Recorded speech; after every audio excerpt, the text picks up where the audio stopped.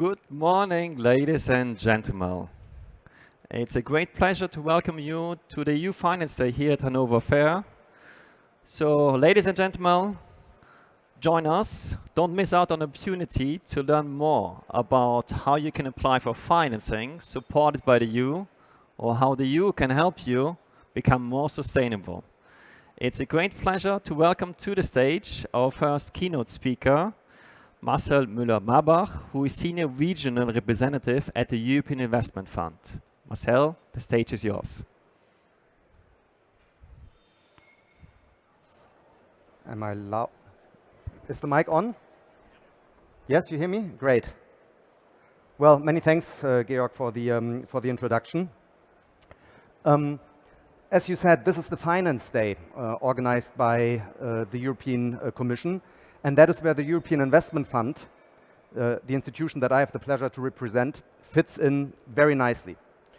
For those of you who do not know us, we are a specialist provider of risk finance for small and medium-sized enterprises, the so-called SMEs, across Europe.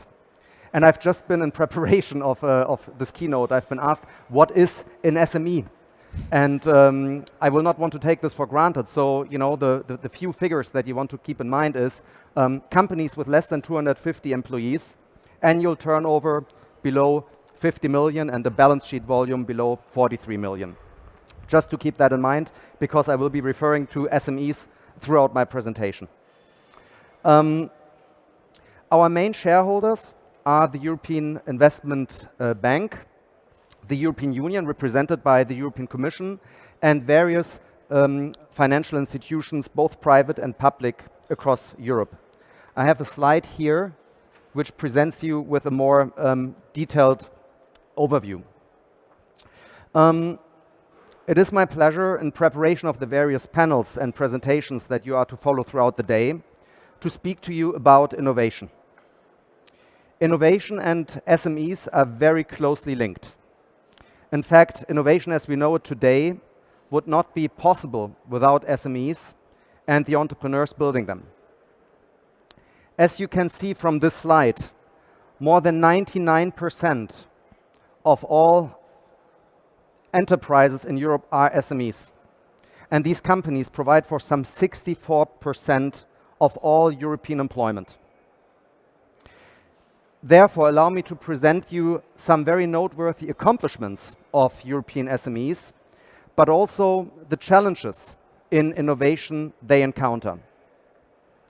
Starting with the accomplishments, and please note that the 4 examples that I will be presenting are by no means meant to be exhaustive.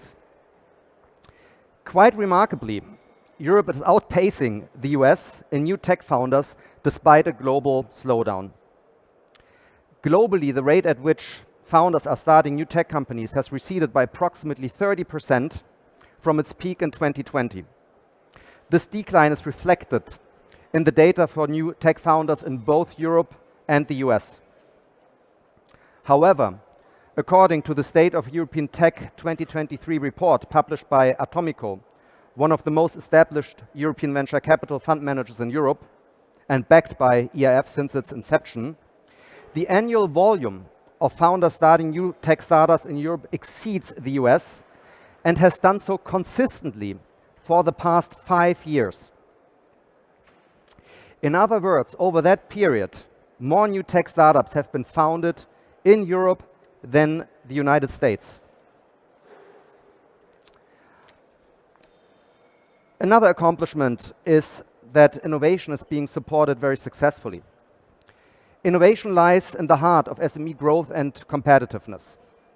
And therefore, it is amazing to realize that today, European innovative SMEs are visible on the global chessboard, be it in the life sciences industry, in green tech, or other areas of deep tech. Today, Europe produces as many unicorns as the United States. Today, US Silicon Valley-based investors are fishing in the European pond more than ever, and thereby recognizing the world-class quality of our most innovative SMEs. Today, according to Creandum, a Sweden-based venture capital fund backed by EIF, Europe is producing unicorns at a much faster rate than the US. There are now 88% more unicorns in Europe since 2014, compared to 55% in the US. Ladies and gentlemen, this would not have been possible without the creation of an ecosystem for innovation-driven entrepreneurship. An ecosystem that requires risk capital for startups at high growth enterprises, which is the business that the European Investment Fund pursues. A third accomplishment is the true promotion of entrepreneurship. Entrepreneurship is the cornerstone of economic dynamism and job creation. Financial intermediaries, backed by EIF, empower individuals to transform their innovative ideas into viable business ventures. And those ventures boost economic development and prosperity across Europe. In this context, it is interesting and at the same time very stimulating to note that a steadily growing proportion of young graduates from business schools or with a scientific background are launching their own business instead of, as this has been popular in the past, starting traditional careers with investment banks or consultancy firms or large corporates. A last accomplishment I'd like to highlight is the catalyzation of regional development. We say a chain is only as strong as its weakest link. SMEs are pivotal drivers of regional development, particularly in underserved geographies where economic opportunities are limited. Recognizing this, the EIF has championed regional development by strategically allocating investment resources to promote SMEs and job creation in regions less mature and less developed than the average EU. By partnering with local financial institutions, development agencies, and regional authorities, the EIF has facilitated access to finance for SMEs in less mature areas from an innovation perspective and has thereby stimulated economic activity, reduced regional disparity, and fostered inclusive growth. As a matter of fact, ladies and gentlemen, one of the biggest successes in European venture capital history is the company UiPath. UiPath has been founded in 2005. It develops software to automate repetitive digital tasks otherwise performed by people. The company has been funded by 3 venture capital firms backed by EIF, of which 2 managed by teams located in Central Eastern Europe. UiPath, which is now listed at the New York Stock Exchange, has a market capitalization of more than 11 billion euros. And most noteworthy, UiPath is not a French company. It's not a German company or a Swedish company. It's a Romanian company.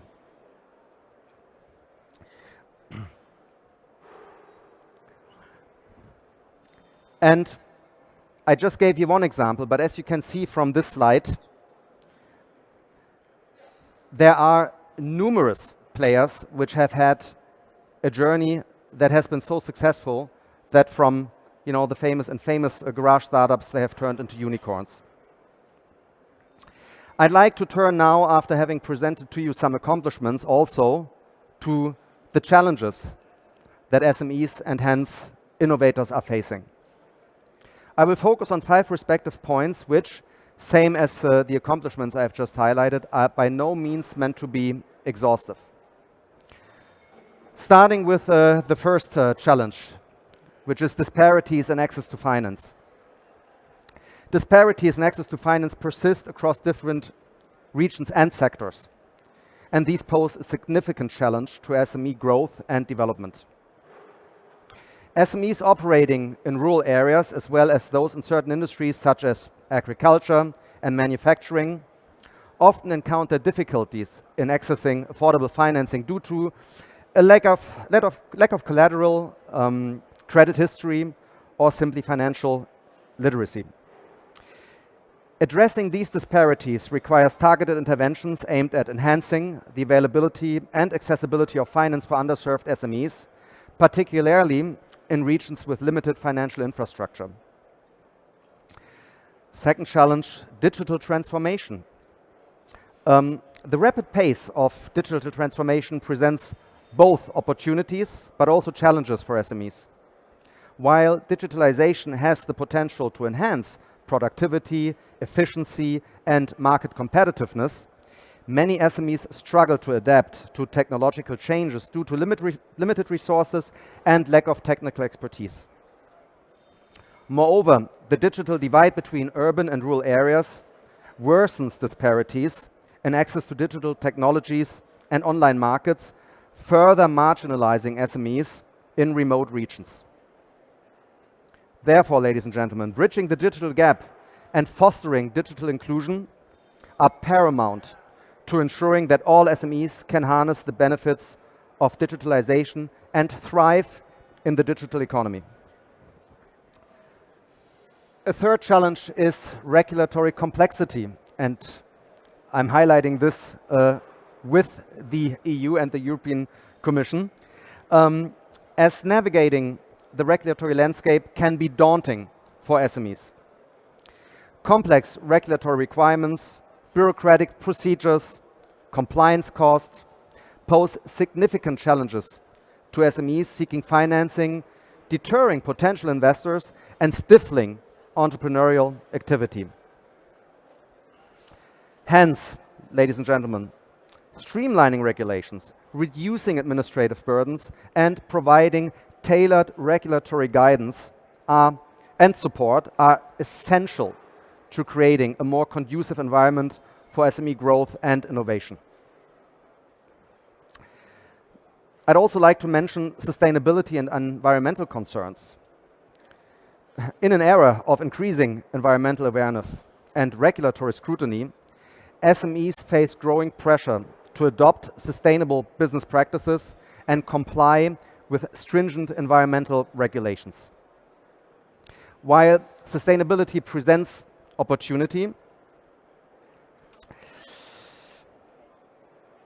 for innovation, market differentiation, and long-term value creation, many SMEs simply struggle to navigate the complexities of sustainability reporting, for instance, eco-certifications, and green financing. Moreover, the transition to sustainable business models often entails upfront investments, hence posing financial and operational challenges for small and medium-sized enterprises. Supporting SMEs in their journey towards sustainability requires a comprehensive approach encompassing financial incentives, technical assistance, capacity building initiatives, and shareholder engagement to foster a culture of sustainability and responsible business conduct. As a last challenge, I would like to mention market uncertainty and volatility. In today's world, economic uncertainty, geopolitical tensions, and market volatility pose significant challenges. Fluctuations in interest rates, exchange rates, and commodity prices can disrupt business operations, strain cash flow, and erode investor confidence, intensifying the financing constraints faced by SMEs. Moreover, global phenomena such as the COVID-19 pandemic have highlighted the vulnerability of SMEs to external shocks and the importance of building resilience and adaptive capacity. Strengthening risk management practices, diversifying funding sources, and enhancing financial preparedness are essential to navigating volatile market conditions and safeguarding the resilience of SMEs in the face of uncertainty. In conclusion, ladies and gentlemen, while EF has made commendable strides in advancing finance for SMEs, formidable challenges loom large on the horizon. Addressing these challenges requires a concerted and collaborative effort involving policymakers, financial institutions, development agencies, and any other stakeholders to create an environment for SME growth and innovation. And now I'd really like to conclude, ladies and gentlemen, by saying leveraging innovative finance solutions, embracing digital technologies, promoting sustainable business practices, and fostering a culture of entrepreneurship and resilience. Doing this, we can unlock the full potential of SMEs as drivers of economic growth, job creation, and innovation in Europe. Thank you very much.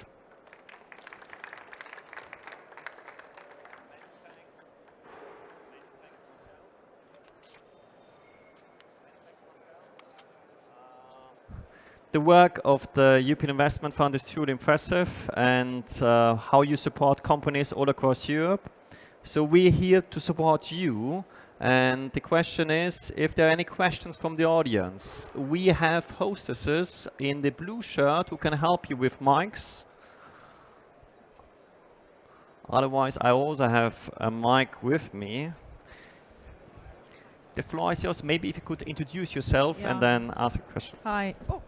Oh, be careful. Alice Kanterian, freelance journalist and entrepreneur. So I would like to know, you just mentioned the Romanian company UiPath. I'm glad to hear this. I'm originally from Romania, but I have never heard of this company, but doesn't say. So I would like to know, how did they manage actually? Did they have access to venture capital from abroad? And are there three founders Romanians, or so how did they make it? Okay, so it's a great question, many thanks. I have mentioned, in fact, that UiPath is a company, we are operating as a fund of fund, right? So EIF has financed UiPath by having invested in 3 different venture capital funds, which in turn have invested in UiPath. And I know that 2 out of those 3 venture capital firms have teams in Central Eastern Europe. And I assume, I cannot guarantee, but I assume that, that this also includes Romania. Many thanks. I hope he could answer your question. More or less, but I think there will be a possibility to discuss it afterwards. Many thanks. Any other questions from the audience? Yes, I'm coming. If you could maybe introduce yourself shortly. Thank you. Yeah, before I introduce myself, I apologize, it's a slightly provocative question. Oh, I love those. So I'm from Berlin. I am the founder of a startup over there, early stage. And as we consider our funding options, we of course look at public funding, especially loans for SMEs. And I find every loan that I've seen until now has to have a personal liability, which I think doesn't make sense in a startup because the whole profile of a startup is to take risk. So it's counterproductive in my opinion. It doesn't encourage me to get that funding as a startup founder. So I just wanted to understand what the position on this is, and is there some way to get rid of such clauses which discourage people from using the funding that is available to them? I'm so sorry, the acoustics are so bad from there. Could you maybe let me come closer? Okay, maybe the TLDR of my question. There are a lot of funding options, especially loans for startup founders in Berlin. I'm a founder in Berlin. And these loans usually have these clauses which mean that if the startup fails, we as founders are personally liable to pay this loan back, which means not just that the startup has failed, but we personally will be bankrupt, which means it's not a loan that we are fond of taking, although it's designed specifically for SMEs and startups. So the risk profile and these clauses don't really line up, and I was just wondering what the position on that is. And who is that loan provider? I will be honest, it's not EU, it's Berlin government. But the Berlin government often has these programs in conjunction with the EU, so I just imagine it would be the same at the EU level. Right, okay, so I'm representing the European Investment Fund as an EU institution, and I'm happy to say that our startup financing, which, as I said, we pursue as a fund-of-fund model, does not have these provisions. I mean, it's very straightforward. The funds that we invest in take equity stakes in companies like yours. The loan or grant program that you're talking about, as you said, is a regional one. I don't know it, so I'm afraid on this one I cannot comment. Okay, my apologies. I wasn't really clear on your No, profile. but thank you so much. Unfortunately I cannot comment on it simply because I don't know it. Thank you so much. But maybe after the panel discussion, we can help you to locate banks in your area that work with us and the European Investment Fund where you could maybe apply for financing. So we still have time for one last question to Marcel. Any question, they will get some Belgium chocolate. So if there is no question from the audience, then I will not let go of Marcel before asking you. Marcel, you already received quite a lot of applications for the InvestEU program and resources are limited. Are there any areas or regions where you're more intensively looking for new applications? Well, first of all, Georg, you're right. Resources are limited. At the same point in time, the European venture capital market over the years, thanks to the EU and us as one of your partnering institutions, the market has matured quite a lot. We have, I would say, a sound ecosystem, particularly for early stage startups, seed stage. However, what we need is to scale up the game. Companies that are growing need financing at larger scale, and therefore we need more money to help firms and keep financing firms when they have reached their growth stage, and thereby ensure that at some point they will not leave Europe and go to countries where more such later stage financing is available. What does this require? It requires, we are a public-private partnership, if you so wish. We need private investors, we need institutional investors, and we need corporate investors to level up their support for European venture capital. In terms of deal flow, where would we like to see applications? We are celebrating this year our 30th anniversary, and hence people know where to find us, I would like to say.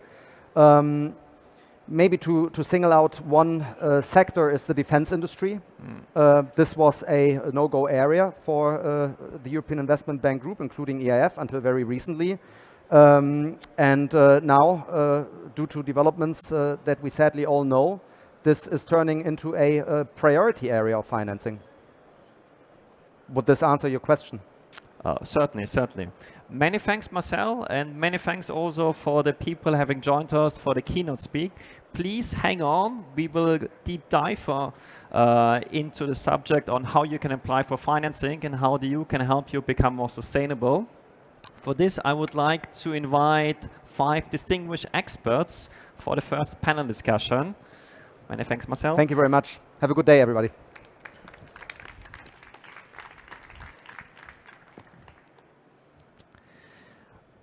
I would like to invite to the floor my colleague Anja Nagel, who works at the European Commission on sustainable finance, Marc-Olivier Lucke, who is partner at Atlantic Labs,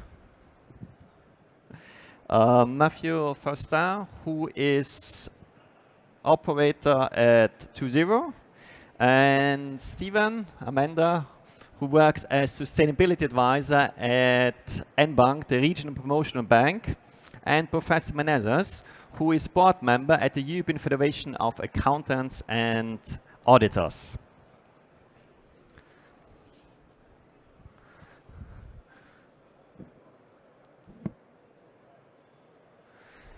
We want this panel discussion to be as interactive as possible, so do not hesitate to raise your hand and ask your question at any time. Together with our experts, we would like to give you the key insights on how to support SMEs in the green transition. To start off, I would like to ask Benjamin, wonderful. Anja, we hear that many companies are approached by banks and value chain partners to provide information on the sustainability of their activities and policies. can you clear the fog and tell us who needs to provide this kind of information, and are companies penalized if they can provide such information?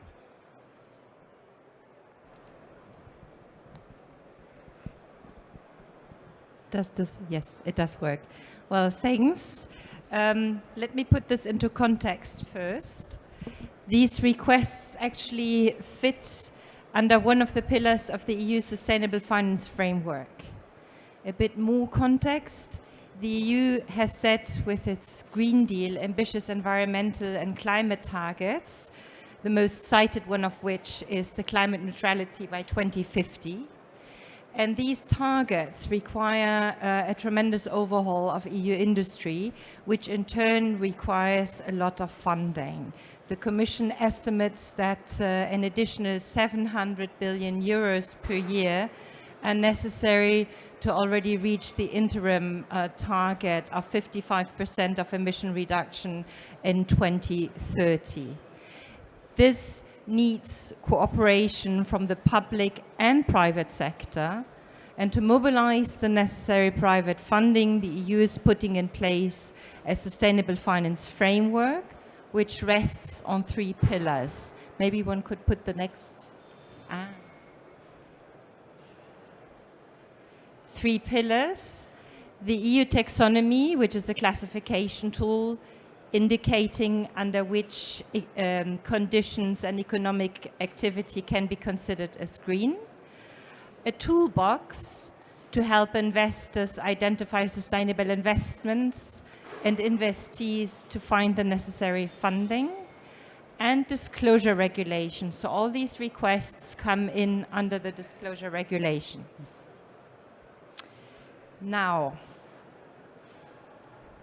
there are a couple of disclosure-related regulations. For example, the Taxonomy Disclosures Delegated Act that specifies which companies have to report how on taxonomy alignment, general ESG reporting under the Corporate Sustainability Reporting Directive. Then there's the Basel III framework with its Pillar 3 disclosure requests for risk reporting. And there's the Sustainable Finance Disclosure Regulation. All these regulations exempt SMEs. This has been done on purpose to shield them from excessive or unproportionate administrative burden. These regulations target large companies and financial institutions, or only financial institutions and financial market participants. However, SMEs do not act in a vacuum. They have banks, they have business partners, so the shield is not waterproof. Information requests do trickle down to SMEs, either from clients and business partners or from banks, who either need this type of information from SMEs for their own reporting requirements or also for their own ambitions to demonstrate that they are sustainable or they engage in sustainable practices. So what happens if SMEs cannot provide this information? Given that they don't have legal obligations to provide this information, there won't be any legal action. However, they may use clients or financial partners if they cannot provide the information that they've been asked for. Many thanks, Anja. And I'm very glad to have also Marc-Olivier here at the panel discussion, and that you can join us actually with one of your client companies, Tuzivio and Mathieu Faustin. And I know there are many companies present here today who are looking for finance. So Marc-Olivier, could you tell us a bit more about Atlantic Labs and which kind of projects or investment areas you're most interested? Yeah. Hello, good morning. My name is Marc Lücke. I'm manage an early stage venture capital fund called Atlantic Labs based in Berlin. We invest across Europe in tech and digital companies. And we set up the fund 10 years ago with the support, among other, of the EAF program, which really has been tremendous. to back founders from the earliest stages. So typically we fund the first round of capital when there may be nothing else but talented founders and a good ideas, or maybe a prototype, but not much more. I think that's a very exciting space, and with its own challenges, of course. Marcel Müller-Marbach earlier mentioned some of the challenges that Europe is facing, the volatility and changed macro environment. I truly believe that that's also an opportunity for startup founders, right, to contribute to solving these problems and with new technologies or new approaches, and that's what we are trying to foster. With a very thesis-driven approach, try to remain open to innovation in different areas, but there's 4 areas in particular that we're interested in right now. One is climate, tech and energy, artificial intelligence and data, industrial technology and robotics, space and security technology. Yeah, and I think a lot of them are also represented here at the hall. And I don't like to go too much into the sub-thesis that we have on the themes, because I like to hear more from founders and industry experts like yourself who are here, what they're interested in, hopefully get some inspiration. But for example, in climate and energy technology, I think which is most interesting, maybe for this panel also, we're looking at the big challenges like carbon capture and avoidance. How can technology help solve that problem really fundamentally? Batteries and electrification, build out of hydrogen infrastructure, and green materials, chemicals, and recycling are some of the themes where we see a lot of challenges, but also innovation happening. And that's also why we invested in Marcel from To0. You're going to hear from a bit. I think that's a great example of an innovation which is really contributing to a greener economy. Yeah. Many thanks, Marc-Olivier, and we are very glad that you could join us with one of your client companies. Matthew, you work really for a fascinating company. Could you tell us more about your business and how you applied successfully for financing via one of our local intermediaries, Atlantic Labs? Of course. Wait, can you hear me? Fantastic. Hi everybody, my name is Mathieu. I have been working at To0, a startup based in Munich, for the past 9 months. I am responsible, for the sake of this panel, for any type of financing related subject, whether it's internal, but also in specific instance, external. Louder? Is that better? Fantastic. A little bit closer? Fantastic. So, quick redo. Hi everybody, my name is Mathieu. I've been working at To0 for the past 9 months now. For the sake of this panel, I have been working specifically in securing external finances, whether it's for the form of venture capital, which is the case with Marc-Olivier, or non-equity related investments, which is also why we are part of this panel with the EIF. We're quickly going to jump into a quick company presentation, and then we're going to look into how we actually secured our original pre-seed investment, partnered with our main investor, Atlantic Labs.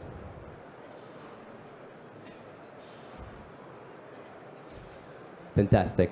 So, I'm pretty sure all of you have heard about the electrification of things.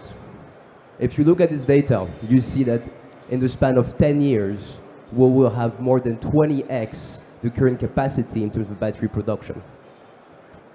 But this has an impact, right?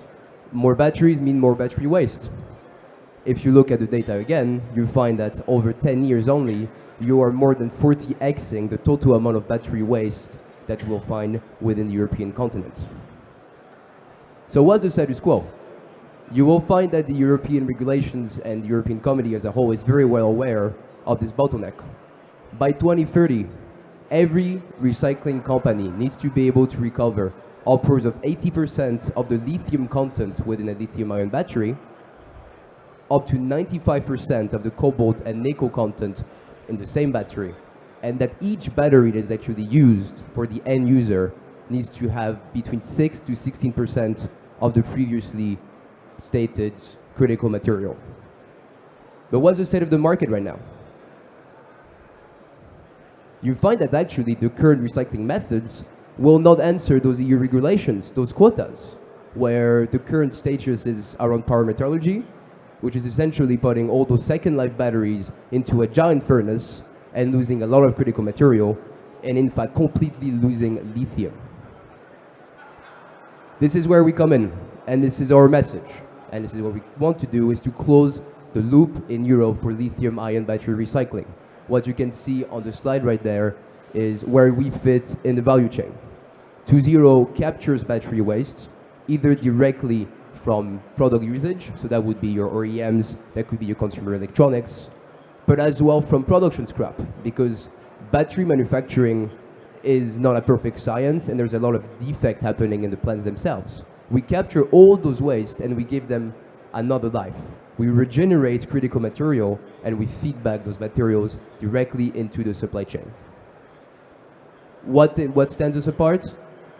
Our USP is what we call lithium first, which means that we extract lithium as well as graphite at the first step of the process, with extremely high recovery rate at industrial scale, more than 80% plus, which is an upwards of 50% increase compared to standards. We're the only players able to recover graphite, and we're also able to handle any type of battery chemistry type.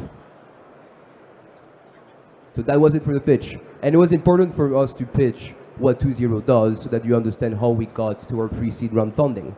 We managed to raise 3.5 million back in 2022, middle of the year, and led by Atlantic Labs, Marc-Olivier being sitting right next to us, as well as Verve Ventures and Possible Ventures, or European-based venture capital funds.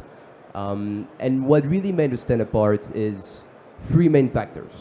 You have to understand, we're a pre-seed company. We might not have our financial modeling exactly on gear yet, but what we have are bold and driven founders.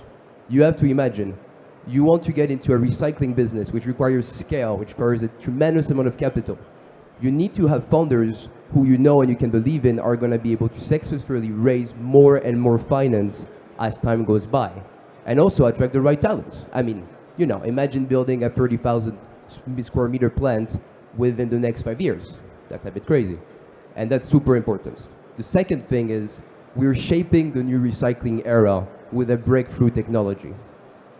Our CTO, Xenia, has worked more than 14 years at RWTH Aachen, a top German university, specifically on this topic.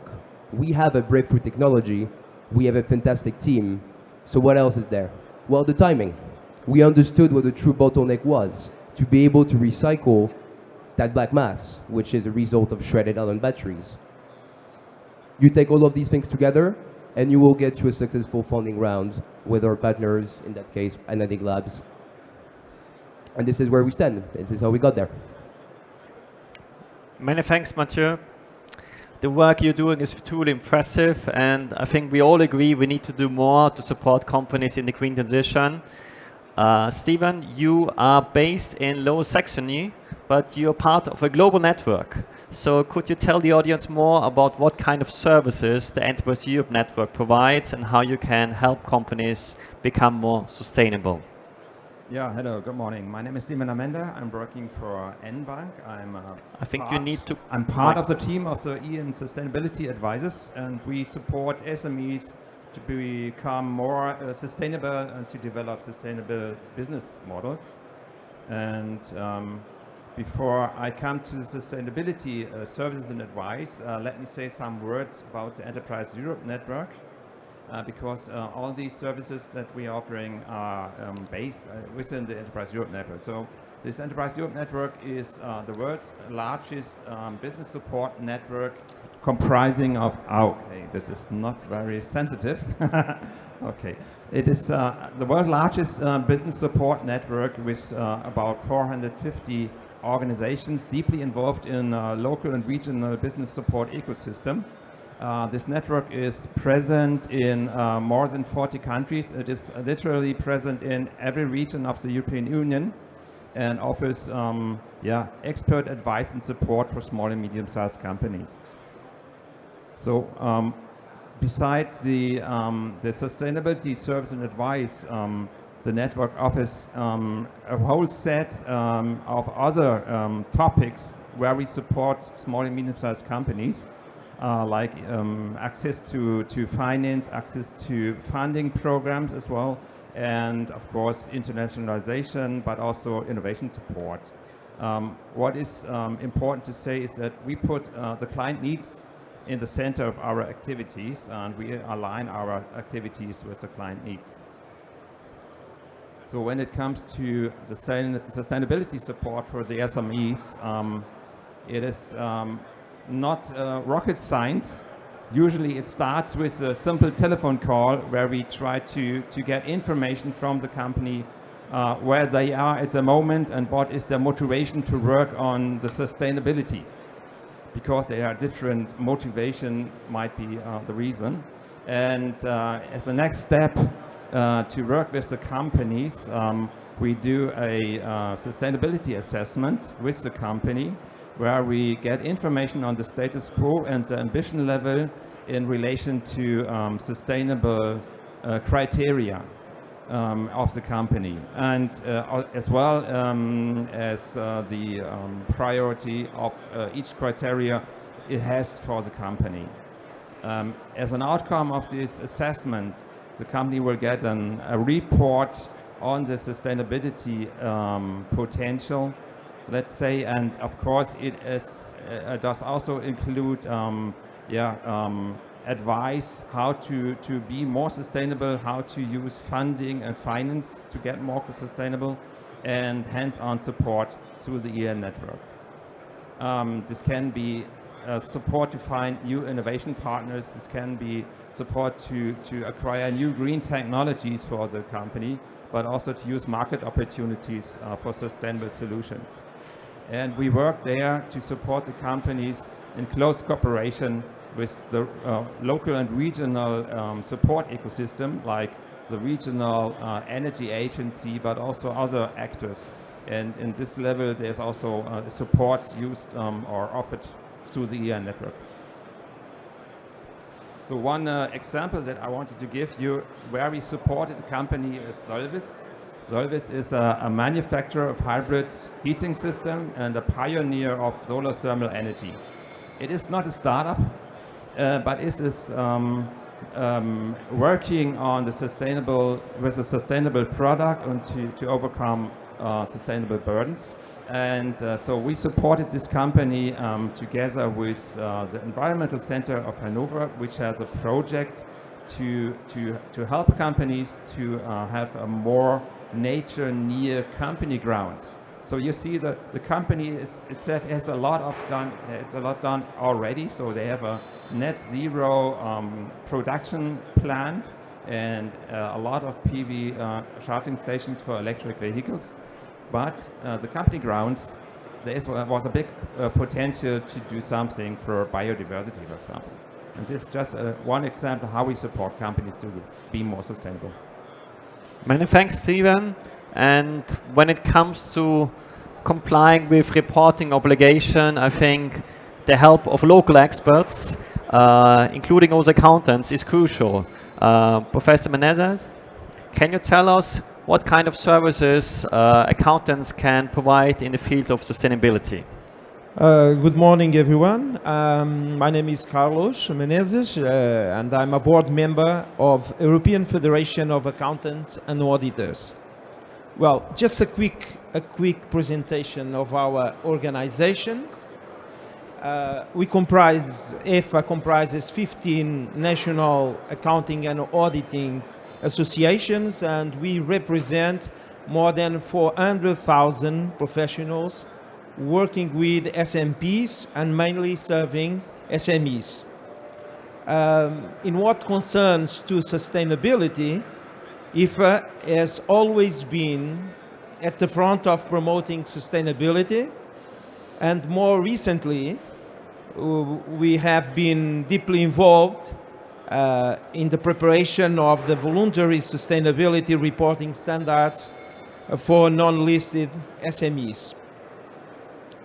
Well, we know that companies need to, if they want to compete in global markets, it's urgent that they disclose information about sustainability. And I would like to just to say something why SMEs are important, why they matter. Well, we heard this before today here, and actually they represent 88% of all active business in Europe, 52% of total value added, and employed more than 85 million people, and but they are also responsible for more than 60% of greenhouse gas emissions. So that's why we need to do something about this. But as McEvoy recently, last March, said, this is, SMEs are the backbone of the European economy. In addition, I would like to say something more. We cannot wait for 2027, because if all this is happening and 60% or 40% of the world's consumer population are young people, Generation Z, who are not available to buy brands that are not sustainable and even prefer to pay more for a product that is sustainable, I think we need to do something urgently. So what is the role of the accountant? Well, they can help SMEs to adapt, advising them on the cost benefits of behavioral changes, aimed at reducing waste, making investments in new equipment, alternate sources of energy, and developing a new model of management. That's what this is all about. A new paradigm, change management, the model of management. Probably they need first to show their clients to implement the plan, do, check, act method for control and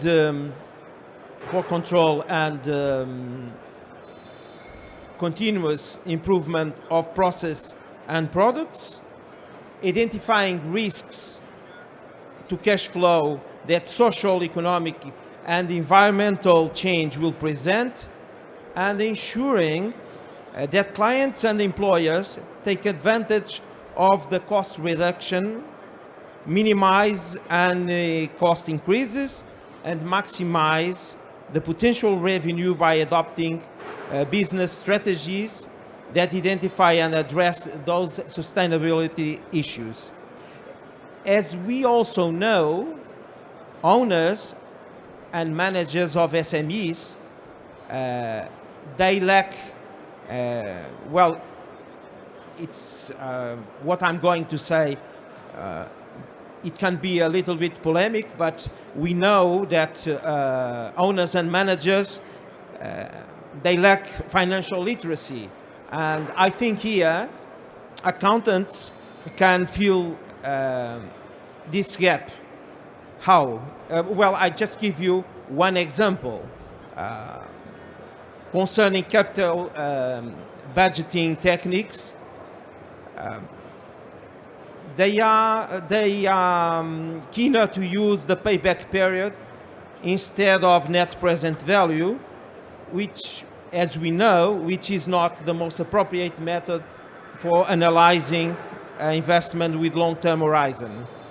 And I think we'll all agree with this, that a greater level of financial sophistication helps firms more effectively take advantage of financial opportunities. As recently ACCA disclosed in a document,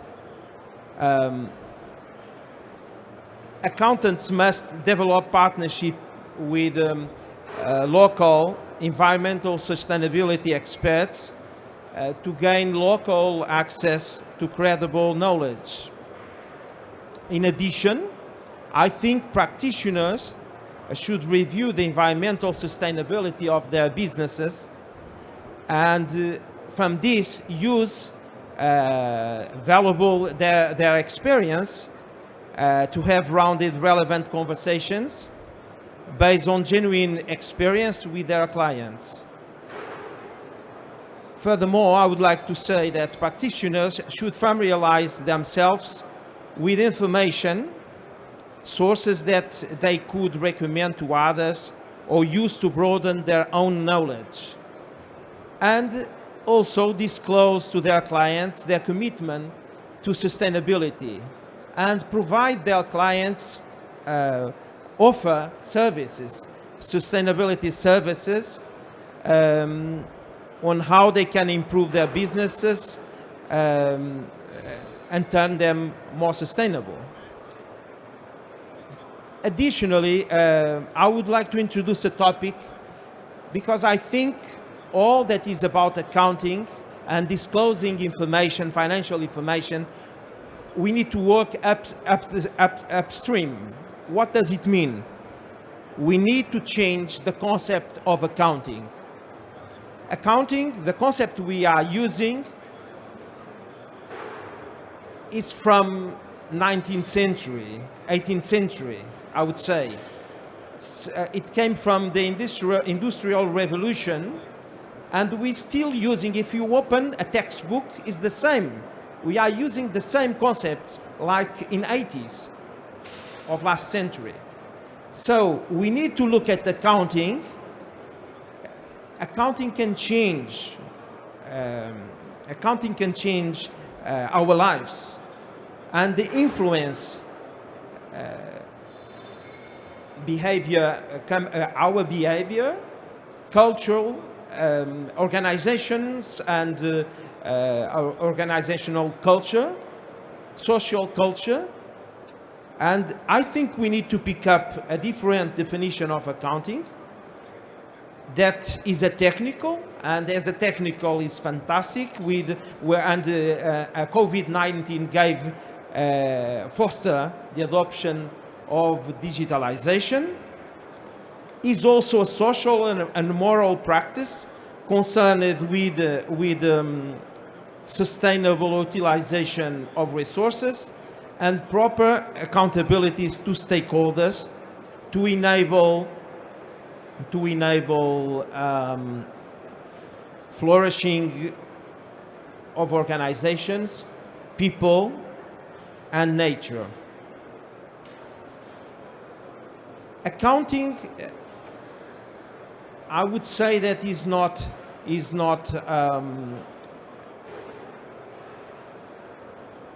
can do more than we think, and it's not neutral. Accounting can influence our lives for sure. For example, when you look at when you decide to apply KPIs, metrics, you are influencing society. And as a moral, when you decide to perform auditing, you are working in this side of accounting.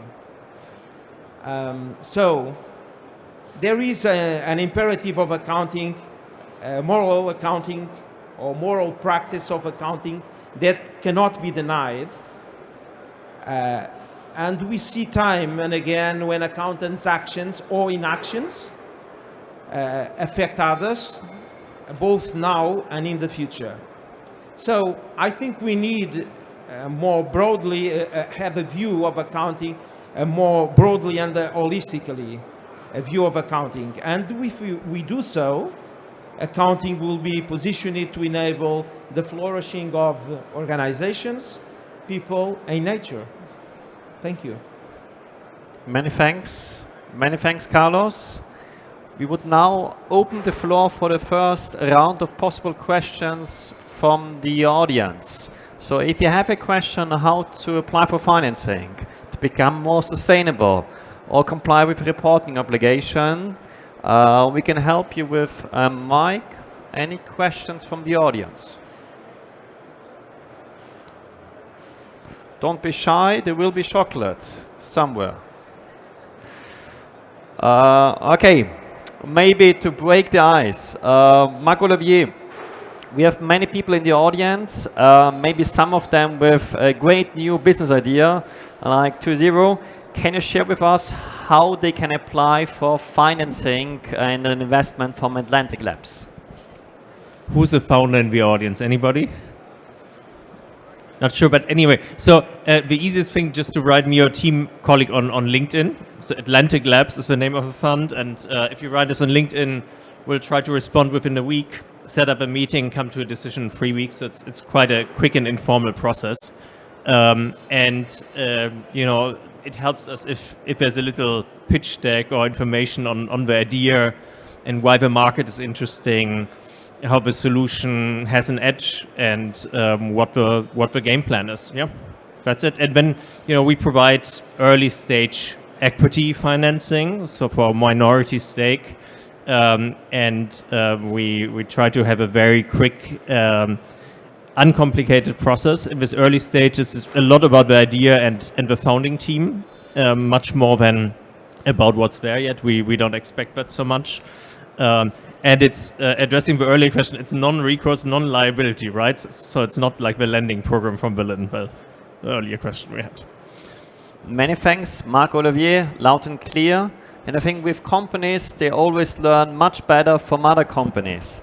Matthew, do you have any advice from companies with similar brilliant business idea like yours, when they're looking for external finance, how to approach it? Yeah, actually a very relevant topic given what we're seeing right now in the market. Maybe 3 points about this. The first one is use financing as a tool to get where you want, not as a start point. I'm not trying to disrupt your deal flow there, Marc-Olivier, but there is value in being scrappy, in being bootstrappy. If you have the ability to go to market with minimal investment and almost no dilution, I'd invite you to go for it. If you want to scale crazy, then go see a venture capital. That's one aspect. Another aspect is do not underestimate the power of non-equity financing. The European Union, championed by the EIF, has been doing a tremendous job in scaling their non-equity opportunities, and we're there on the daily at 2.0. We're applying for grants left and right, and we've seen a clear evolution on the transparency and the easiness to get them. And maybe the final point, which is a bit more philosophical, but also very important. The adventure doesn't, you know, end when you get that term sheet, when you get that money. It actually starts when you get that money. You will get crazy ups and downs as an entrepreneur. You will have employees, families to think about. You're going to have to balance your day-to-day operational side with your vision. And that will be a tremendous challenge. It's also the beauty of the entrepreneurial route. But you have to understand, the end goal is not the money. The end goal is to build a sustainable business for the long term. Many thanks. Marc-Olivier, maybe you want to complement? I just wanted to double down on that, right? Your point on the importance of non-dilutive grant funding, particularly for the deep tech innovation that we are all looking for here.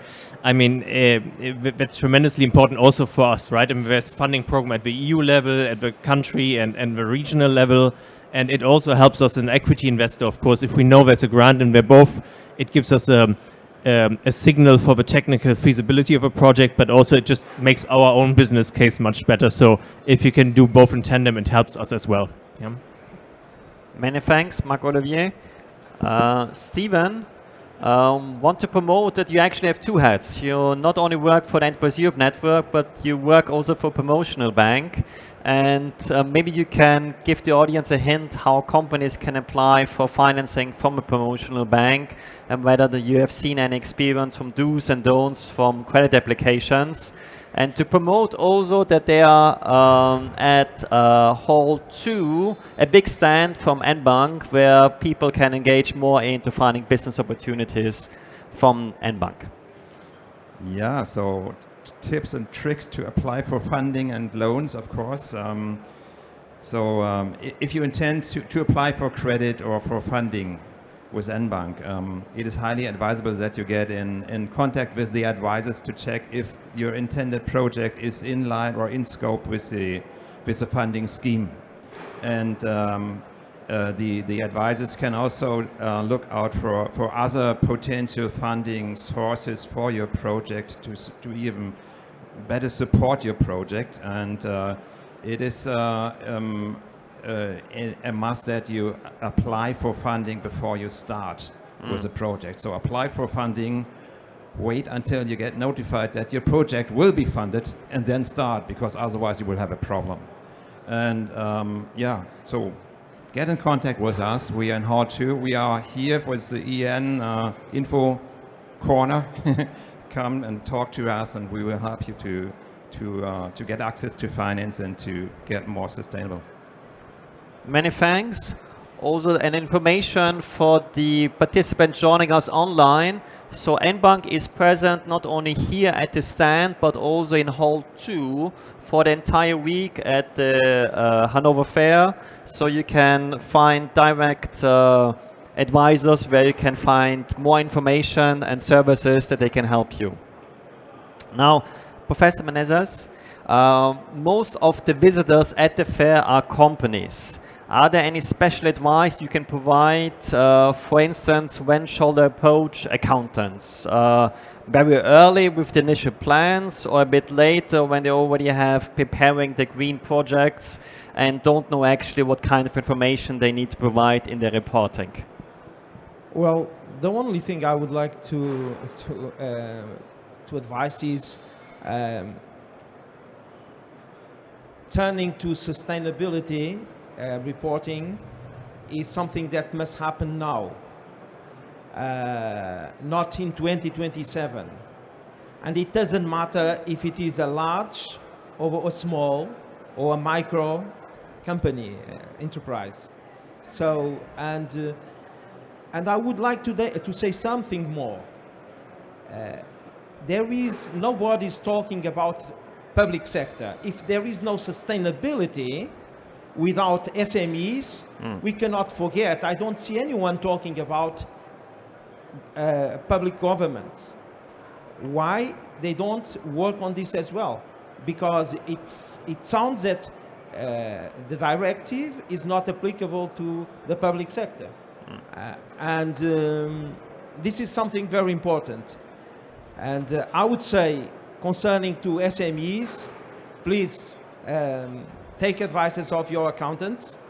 That is, in some SMEs, is the person who can rely on, or the owner and the manager can rely on. So take their advices, because they can help you a lot. And in addition, don't forget reporting, financial reporting. It's just not following the rules. It's to disclose information and we need to be accountable. And accountable is more than disclosing information that is imposed by a rule.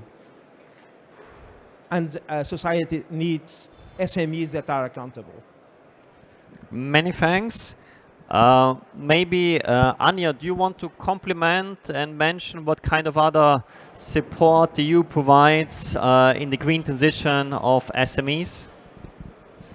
Yes, thanks. I can do that. So we know information is very important, and the EU is also trying to help companies to provide that kind of information. In terms of sustainability or green related information, I would like to mention two FAR initiatives. One is the so-called Taxonomy Navigator that can be found on the European Commission's website, that provides guidance to taxonomy reporting, frequently asked questions documents to clarify interpretive issues, and also, most importantly, maybe a compass where All activities that are currently covered by the taxonomy can be found, including the criteria that determine whether these activities can be considered as green. So this is one initiative. It is not limited to SMEs or maybe even targeting more bigger companies that actually do have this obligation to report. And the second FAR initiative or a lighthouse initiative I would like to mention are sustainability reporting standards that the Commission is developing together with EFRAG that sort of frame the ESG, the sustainability reporting that companies provide. Particularly in this context is that a specific standard for SMEs, including the unlisted ones that do not have any reporting obligations, will be developed to notably also frame all the different requests that I mentioned earlier are raining down on SMEs from their different partners. Okay, thank you. Many thanks, Anja. I've seen that some participants joined us recently to the panel discussions. Are there any questions from the audience? We do have mics, and in exchange you will get chocolate. If you are shy, most of our experts, is there one question? Wonderful. Mic coming up your way. Maybe if you could shortly introduce yourself and then ask the question.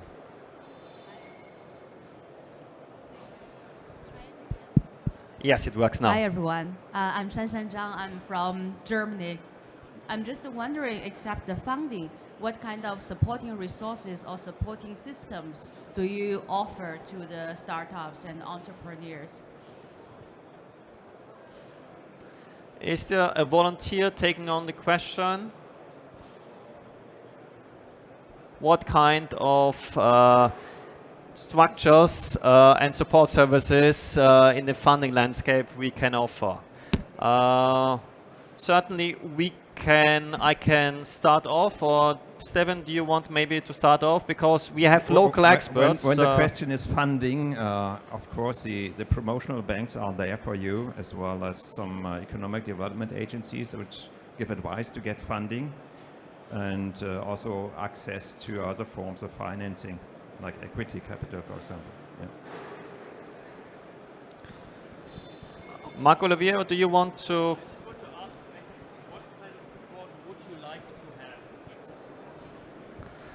The question was, what kind of support are you looking actually, what you like to have? And just to think that generally for the entrepreneurs, normally it's like they need quite a whole different kind of support. Indeed. And also kind of a supporting system or like a bit ecosystem. For example, for business matchmaking or like advisory or mentoring to help the company to move forward more. Well, from the EU is funding the Enterprise Europe Network that gives you active support and advice to be more innovative, be more sustainable, but also to be more attractive for funding and maybe financing. Closer the mic, because yeah. I think so the EU is funding the Enterprise Europe Network, where we are partner in, that gives advice and support to be more attractive for funding and to get access to funding as well. Yeah. And the Enterprise Europe Network is not only based in Lower Saxony, but all across Europe. So no matter where your company is based, there will be a local advisor from the network who can provide you advice in terms of finding a business partner, information, but also access to funding. But I see also Marc Olivier wants to add in. So I find that most of our founders who we work with, they need two things mainly in the beginning. One is money, and they always need more money. and the other thing is good people, right? Because if you have good people, they can do everything themselves. So what we did, we built a 10-person talent venture development team in our fund, who's mainly helping companies hire faster in the beginning, find the right experts. Also, maybe you've come from one space, but you need a commercial co-founder, a technical co-founder, or a technical lead. And so we help hands-on doing the recruiting part. Besides that, where we cannot help, I do think when you apply for public grants, but also some of the reporting and accounting requirements and some of these things that startups have to deal with. It's a big challenge for founders early on. And I think also for the EU institutions or like NBank to help with this sort of more formal process, I think that would be very valuable for founders to navigate that, because there's not the internal infrastructure yet, maybe. Yeah. Sounds great. Thank you. Many thanks. Any other questions from the audience? So all of our panelists will also stay here a bit longer in case you want to have one-to-one bilateral meetings. This is also possible. So a big thank to all members of today's panel, and for your insights and how you can actually support local companies.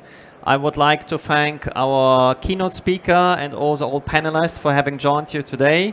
So all of us will still be here for further one-to-one discussions if you want to learn more about what we do. And so if you would like to share your business case with one of us, we are open for discussion. And after a short break, you can join us at 11 o'clock with a presentation on the STEP program by my colleague Benoit. And later on, we have 2 new panel discussions, one organized by our colleagues from the European Investment Bank, and later on also another panel discussion on the InvestEU program organized by the European Investment Fund. So many thanks for having joined us today at the panel discussion. Thank you to all panelists.